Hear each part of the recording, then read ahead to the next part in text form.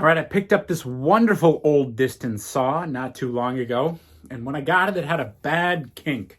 The saw blade, the plate, as they call it, was terribly warped. It just sprung. It sounded like a broken spring at the tip. So I don't know if somebody dropped it or if they really torqued it, bent it in the cut. Whatever happened, it had a bad kink and would not cut at all. No matter how sharp it was. No matter how sharp it is, if you have a kinked plate on your saw, it's going to bind in the cut. So what I did is I took a leather-faced wooden mallet here, worked beautifully. I even took an engineer's hammer at one point and an auto body, a fender kit, right? Something to pound dents out of old fenders, back when fenders were made of metal. So it all worked great. I'm very happy with it. I think this just goes to show you how fixable these old saws were. This particular saw is from the late 1800s. You can date your Disston saws by these medallions, based on how many stars, how big the eagle is, just the general shape. This saw is beautiful. These tenon saws are incredible. If you can get one of these affordably, there's almost nothing that you can do to break them. You can bring them back to life just like you would a knife. Same principle. You can straighten it, you can sharpen it. Now, the one thing I will say is if you do have a saw that is, let's get a good shot in there. Look at that wave. If you do get a saw that's kinked, take the kink out, sharpen it up, and increase the set on the teeth. A kinked saw will still cut straight. It especially if you get a good start to your cut. The kink will actually come out of the saw as you go through the cut, allowing you to get a straight cut. But you will need to increase the set. Increasing the set, maybe numerically by 2. So if it's a 4, make it a 6. If it's a 6, make it an 8. I believe I have a 6 set on the teeth here. And it cuts beautifully. So take a chance on these old saws. They're wonderful. If you're using Japanese saws, I wouldn't stop there. If you're in the Western world, I would give one of these tenon saws a shot. I think you'll love it. So without further ado, here's the video. Here's how I fixed that kink, and enjoy the video. All right, please pardon the mess. Now the first way, take a mallet. This has a leather side and a wood side. Find the crease. Roughly this crease is right about here. See if I can feel it. Right about there is where that crease is. And proceed to hit it.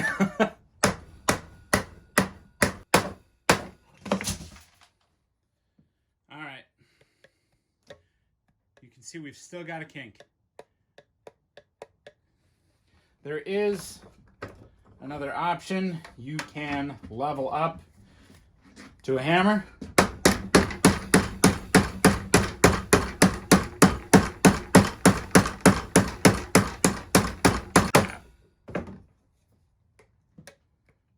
We've still got a kink. I don't think I'll ever be able to completely get rid of it. Let's test the cut.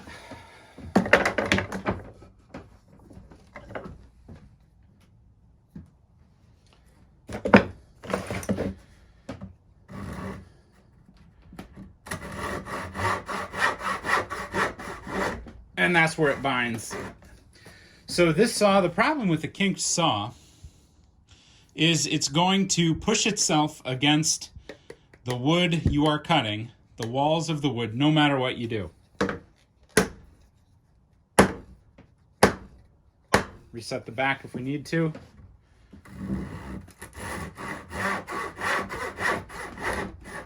Yeah, it hits that kink and goes to a dead stop. So let's move on. Let's try our second method. So the second option here is to take an anvil from a fender, basically an auto body repair kit, and see if that can do the trick. There's a waffle face, which we are not going to use, and a flat face. This is from Harbor Freight. It's worked well. I've only used it 2 or 3 times, but it has paid for itself just in those couple of uses.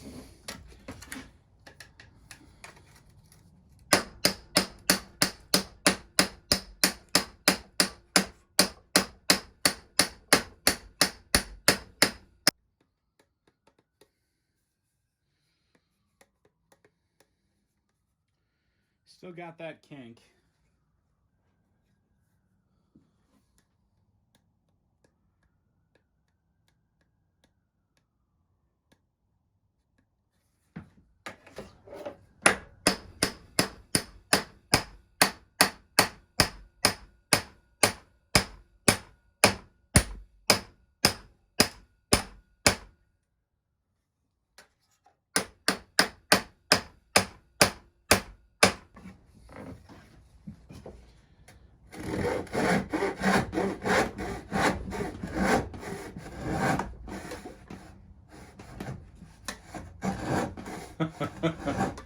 Ah, man.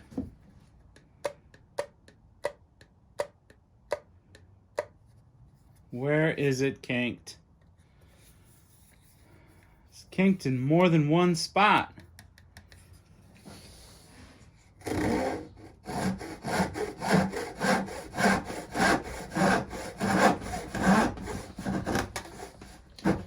Binds horrendously. And doesn't cut straight either. I see people thwack these saws all the time. That's what happens when you do that. All you're going to do is split your handle. So if you can, you know, inertia is going to do the job for you. Well, it's getting better.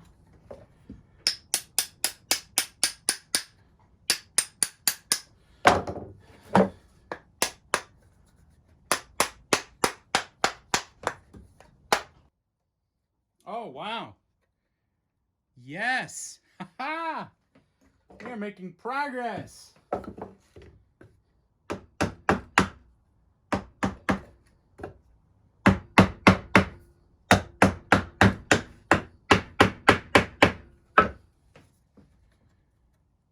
Oh, wow. I've almost totally got it. I'm so happy about that, you guys. I'm going to go ahead and just put a little rip in there. But let's do it. Okay, so it is going to need, these teeth need to be set. These teeth need to be set something bad.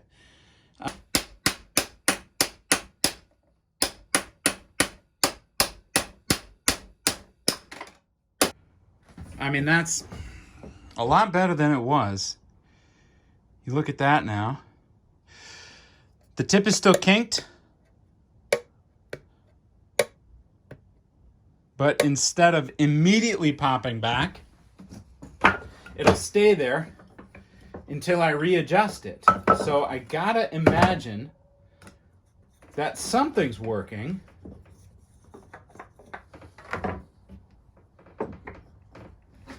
I'm taking some of that tension out.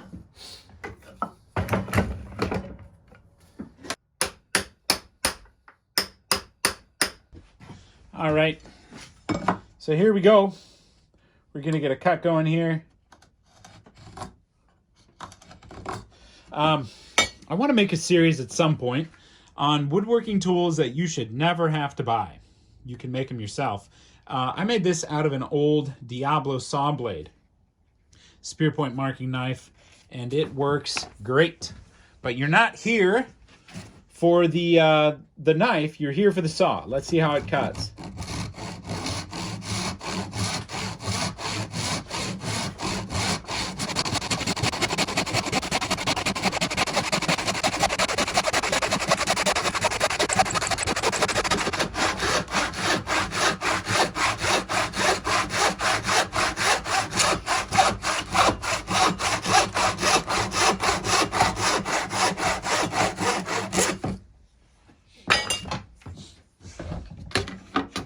All right, and so you're not going to be cutting 2x4s with it.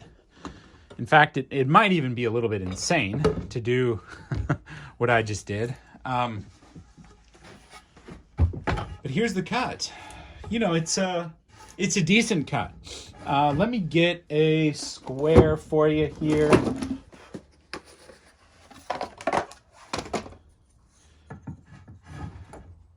Not too bad here.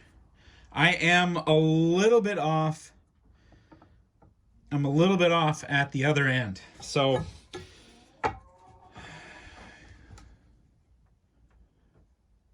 not too bad.